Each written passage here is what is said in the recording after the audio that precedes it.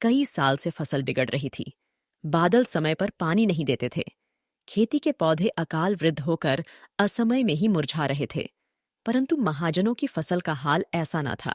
बादल ज्यों-ज्यों अपना हाथ खींचते, उनकी खेती में त्यों-त्यों नए अंकुर निकलते थे।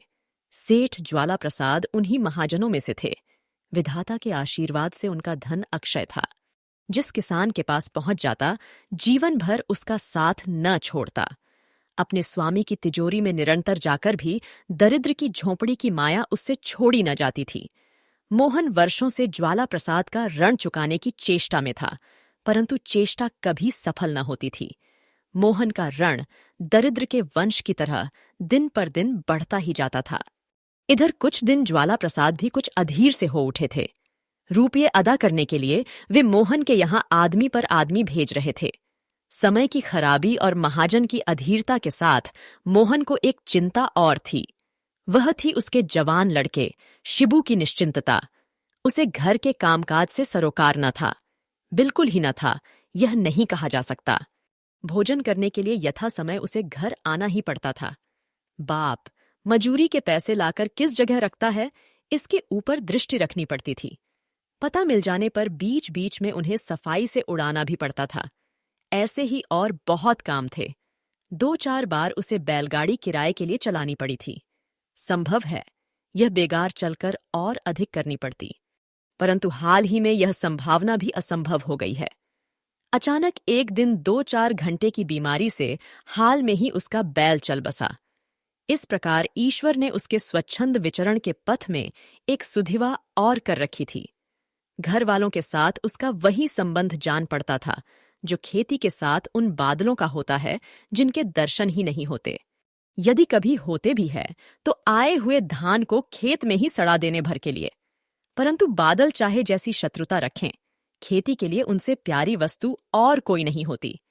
मोहन भी शिबू का विचार इसी दृष्टि से करता था। सोचता था, अभी बच्चा है, हमेशा ऐसा ही थोड़े रहेगा। जब वह शिबू की कोई बात आई गई कर जाता, तब उसे अपने मृत पिता की याद आ जाती। उसने भी अपने पिता को कम नहीं सताया था। पिता के प्रति कृतज्ञता प्रकट करने का सबसे बड़ा साधन कदाचित बच्चे को प्यार करना ही है। शिबू की उदंडता क्षमा करते समय प्रायः मोहन का हृदय गदगद हो उठता था। उस दिन नाश्ता करके शिबू बाहर निकल रहा था। मोहन ने पीछे से कहा, लल्लू, आज मुझे एक जगह काम पर जाना है। बैल की सार करके तुम उसे पानी पिला देना। शिबू ने पिता की ओर मुड़कर कहा, मुझसे यह बेगार न होगा, मुझे भी एक जगह जाना है। मोहन जानता था कि कांच की तरह सीधी गर्मी दिखाकर इसे झुकाने की इच्छा रखना मूर्खता है। विनती के स्वर में बोला, बेटा, मुझे काम है, नहीं तो तुमसे क्यों कहता? कौन बहुत देर का काम है? शिबू उसी तरह अविचल कंठ से बोला, थोड़ी देर का काम हो या बहुत देर का, मुझे वाहियात कामों की फुर्सत नहीं है। मोहन झुंझला पड़ा, क्रुद्ध होकर बोला, कैसा है रे? बैल को पानी पिलाना वाहियात काम बताता है। किसानी न करेगा तो क्या बाबू बनकर डाकखाने में टिकट बेचेगा? ठीक तो कहता हूं, नाराज क्यों होते हो? कितनी बार कहाँ इसे बेच दो, अकेला बंधा बंधा खा रहा है। सार साफ करो, पानी पिलाऊं, भूसा डालो, इधर से उधर बांधो, उधर से इधर। मुझे यह अच्छा नहीं लगता। किसी काम आता हो तो बात भी है। चुप रह, घर में जोड़ी न होती तो इतनी बातें बनाना न आता। बैल किसान के हाथ पैर होते हैं, एक हाथ टूट जाने पर कोई दूसरा भी काट नहीं डालता। मैं इसका जोड़ मिलाने की फिक्र में हूं, और तू कहता है बेच दो। दूर हो, जहां जाना हो चला जा, मैं सब कर लूंगा। जा तो रहा ही हूं, मैं कुछ ऐसा दबैल नहीं हूं। यह कहता हुआ शिबू घर के बाहर हो गया। मोहन कुछ देर ज्यों का त्यों खड़ा रहकर बड़बड़ाता हुआ उठा और जाकर बैल को थपथ पाने लगा। शिबू ने उसकी जो अवज्ञा की थी, मानो उसकी क्षतिपूर्ति करने के लिए अपने हृदय का समस्त प्यार डालने लगा। उस दिन मोहन ने सार की सफाई और अच्छी तरह की। बैल को पानी पिलाने ले गया तो सोचा, इसे नहला दूं। उजड़ लड़के ने बैल का अपमान जो किया था, उसे वह अंतस्तल तक से धो देना चाहता था। नहला चुकने पर अपने अंगोछे से पानी पोंछा, बांधने की रस्सी को भी पानी से धोना न भूला। सार में बांधकर भूसा डाला। तब भी मन की ग्लानि दूर न हुई तो भीतर जाकर रोटी ले आया और टुकड़े टुकड़े करके उसे खिलाने लगा। वह कहा करता था कि जानवर अपनी बात समझा नहीं सकते, परंतु बहुत सी बातें आदमियों से अधिक समझते हैं। इसीलिए वह अनुभव कर रहा था कि बैल उसके प्रेम को अच्छी तरह हृदयंगम कर रहा है। इस तरह आज इतना समय लग गया जितना लगाना न चाहिए था। यह बात उसे उस समय मालूम हुई जब ज्वाला प्रसाद के आदमी ने आकर बाहर से पुकारा, मोहन है? मोहन सुनकर सन्न सा खड़ा रह गया। उसे शिबू पर गुस्सा आया। अगर वह पाजी बैल का उसार कर देता तो वह इस आदमी को घर पर थोड़े ही मिलता। शंकित मन से बाहर निकलकर बोला, कौन? रामधन भैया, आओ कुछ खा पी लो। रामधन ने रूखाई से कहा, हमें फुर्सत नहीं है। इसी समय मेरे साथ चलो। तुम जैसे छांटे हुए आदमी से भी किसी का पाला न पड़ा होगा। तुम्हारे पीछे फिरते फिरते पैरों में छाले पड़ गए, परंतु साहब के दर्शन ही नहीं होते। सचमुच रामधन के पैरों में छाले पड़े हुए थे, इसी से उसका मिजाज ठीक न था।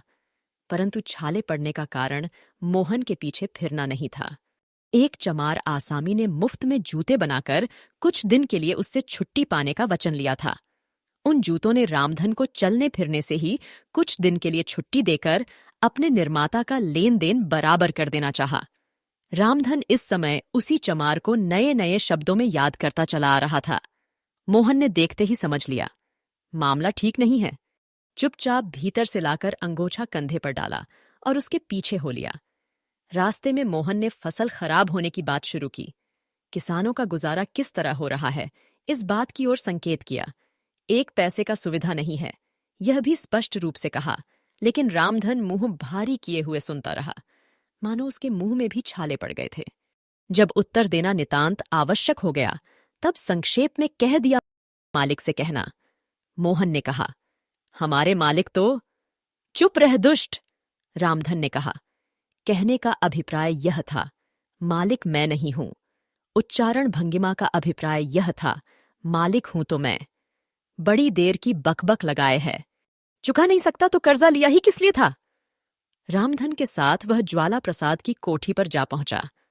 ज्वाला प्रसाद ने अपने स्वर में संसार भर का प्रभुत्व भर कर कहा, वादे बहुत हो चुके, अब हमारे रुपये अदा कर दो, नहीं तो अच्छा ना होगा। मोहन ने कहा, मालिक की बातें, खाने को मिलता नहीं, रुपये कहां से आए? बातों ही बातों में ज्वाला प्रसाद की जीभ की ज्वाला बेहद बढ़ उठी। मूर्ख, बेईमान आदि उपाधियों से एकदम वह निरीह मंडित हो उठा। मोहन घर न जा सका। रुपये अदा कर दो और चले जाओ, बस इतनी ही बात थी। शिबू ने तीसरे पहर घर आकर देखा, दद्दा नहीं है। मालूम हुआ सवेरे ज्वाला प्रसाद के आदमी के साथ गए थे। दोपहर की रोटी खाने भी नहीं आए। शिबू झपाटे के साथ घर से निकलकर ज्वाला प्रसाद के यहां जा पहुंचा। पिता को मुंह सुखाए पसीने पसीने एक जगह बैठा देखा। बोला, चलो आज रोटी नहीं खानी है? आवाज सुनकर दूर से ज्वाला प्रसाद ने कहा, कौन है शिबुआ? दाम लाया या यों ही लिवाने आ गया? शिबू ने अपने कर्कश कंठ को और भी कर्कश करके कहा, अपनी रूपल्ली लोगे या किसी की जान? अरे कुछ तो दया होती। बूढ़े ने सवेरे से पानी तक नहीं पिया। तुम कम से कम 4 दफे भोजन ठूंस चुके होगे। मोहन अपने लड़के का ढंग देखकर घबरा उठा। बोला, अरे कुछ तो समझ की बात कर। किससे किस तरह बोलना चाहिए? आज तक तुझे यह शूर न आया। न आने दो, चलो उठो। मैं तुम्हें यहां कसाई की गाय की तरह मरने न दूंगा। रामपुर की हाट में सोमवार को बैल बेचकर उनकी कौड़ी पाई चुका दूंगा। कहकर शिबू ने पिता का हाथ पकड़ा और उसे झकझोरता हुआ साथ ले गया। दोस्तों, ऐसे और भी इंटरेस्टिंग कहानियों के लिए मेरे चैनल को सब्सक्राइब करना मत भूलिएगा। तो आइए अब आगे सुनते हैं। ज्वाला प्रसाद हतप्रभ होकर ज्यों का त्यों बैठे रहे। उन्होंने शिबू के जैसा निर्भय आदमी न देखा था। उनके मुंह पर ही उन्हें कसाई बनाया गया। गुस्सा की अपेक्षा उन्हें डर ही अधिक मालूम हुआ। वे भी उसी हाट में रामपुर जा रहे थे। आजकल डाकुओं का बड़ा जोर था। वह शिबुआ भी तो कहीं डाकुओं में नहीं है। कैसा ऊंचा पूरा का पूरा पहलवान है। बोलने में किसी का डर नहीं, चलने में किसी का बंधन नहीं। दिन भर फिर किसी काम में ज्वाला प्रसाद का मन नहीं लगा। बार बार उसका तेज तृप्त चेहरा उन्हें याद आता रहा। 2 दिन में ही वह बीमार पड़ने लगा, मानो मोहन बहुत दिन का बीमार हो। दिन भर वह बैल के विषय में ही सोचा करता। रात को उठकर कई बार बैल के पास जाता। दिन में और लोगों के सामने अपना प्रेम पूर्ण रूप से प्रकट करते हुए उसे संकोच होता। रात के एकांत में उसे अवसर मिलता, बैल के गले से लिपटकर प्राय वह आंसू बहाने लगता। यदि कभी शिबू उसका यह आचरण देख लेता तो उसे ऐसा जान पड़ता मानो वह कोई अपराध कर रहा है। हाट जाने के एक दिन पहले उसने शिबू से कहा, बेटा, एक बात मेरी मानना, बैल किसी भले आदमी को देना जो उसे अच्छी तरह रखे। 2-4 रुपए कम मिले तो भी मना न करना। शिबू बिगड़कर बोला, तुम्हारी तो बुद्धि बिगड़ गई है। जब देखो बैल बैल की रट लगाए रहते हो। मैं मर जाऊं तो भी शायद तुम्हें बैल के जितना रंज न हो। बैल जिए या भाड़ में जाए, मुझसे कोई मतलब नहीं। जो ज्यादा दाम देगा मैं उसी को बेच दूंगा। हमारा ख्याल कौन रखता है? मैं भी किसी का ना रखूंगा। उस कसाई के रुपए उसके मत्थे मार दूं। मैं तो इतना ही चाहता हूं बस। मोहन चुपचाप सुनता रहा। थोड़ी देर बाद एक गहरी सांस लेकर वहां से हट गया। जिस समय बैल की रस्सी खोलकर शिबू हाट के लिए जा रहा था, वहां मोहन न था। किसी काम के लिए जाने की बात कहकर वह पहले ही बाहर चला गया था। बैल बेचकर शिबू घर लौट रहा था। रुपये उसकी अंटी में थे, तो भी आज उसकी चाल में वह तेजी नहीं थी जो जाते समय थी। न जाने कितनी बातें उसके भीतर आ जा रही थीं। बैल के बिना उसे सूना सूना मालूम हो रहा था। आज के पहले वह यह बात किसी तरह न मानता कि उसके मन में भी उस क्षुद्र प्राणी के लिए इतना प्रेम था। मनुष्य अपने आप के विषय में जितना अज्ञानी है, कदाचित उतना और किसी विषय में नहीं है। बार बार उसे बैल की सूरत याद आती। उसके ध्यान में आता मानो विदा होते समय बैल भी उदास हो गया था। उसकी आंखों में आंसू छलक आए थे। बैल का विचार दूर करता तो पिता का सूखा हुआ चेहरा सामने आ जाता। बैल और पिता मानो एक ही चित्र के दो रूप थे। लौट फिरकर एक के बाद दूसरा उसके सामने आ जाता था। आह, उसका पिता इस बैल को कितना प्यार करता था। उसे अनुभव होने लगा कि वह बैल उसका भाई ही था। एक ही पिता के वात्सल्य रस से दोनों पुष्ट हुए थे। जो पिता जानवर के लिए इतना प्रेमातुर हो सकता है, वह उसके लिए न जाने क्या करेगा। सोचते सोचते उसका हृदय पिता के लिए आर्द्र हो उठा। हाय! वह अब तक अपने ऐसे स्नेहशील पिता को भी न पहचान सका। उसके हृदय की कठोरता आज अपने आप पराजित हो गई थी। घने वन की छाती पर, पत्थर की पक्की सड़क, दोनों ओर के वृक्षों की छाया का उपभोग करती हुई, निर्जन और बस्ती की परवाह न करके बहुत दूर तक चली गई थी। दूर दूर तक आदमी का चिन्ह तक दिखाई न देता था। बीच बीच में कुछ हिरण छलांगे मारते हुए सड़क पार कर जाते थे। अचानक शिबू ने देखा, एक जगह बहुत सी बैलगाड़ियां ढिल्ली हुई है। एक ओर की निर्जनता के आधार पर ही दूसरी ओर की सघनता अवलंबित है। मानो यही दिखाने के लिए ऊंची सड़क के दोनों ओर लगातार नीची खंदकें चली गई थीं। 200-300 आदमी उन खंदियों में चुपचाप दूर तक श्रेणीबद्ध बैठे हुए थे। शिबू ने समझा, सड़क पर साहूकार के आदमी हैं। कुछ वसूल कर लेने के लिए इन आदमियों को परेशान कर रहे हैं। साहूकार का विचार आते ही उसका गर्वित हृदय विद्रोही हो उठा। विचारों की श्रृंखला छिन्त्र भिन्न हो गई। वह तेजी से चलने लगा। कौन है खबरदार? वहीं खड़ा रह! शिबू ने देखा, पुलिस के सिपाहियों की पोशाक में बंदूकें लिए हुए 5 आदमी हैं। मुंह कपड़े से इस तरह बांधे हुए हैं कि सूरत साफ दिखाई न दे सके।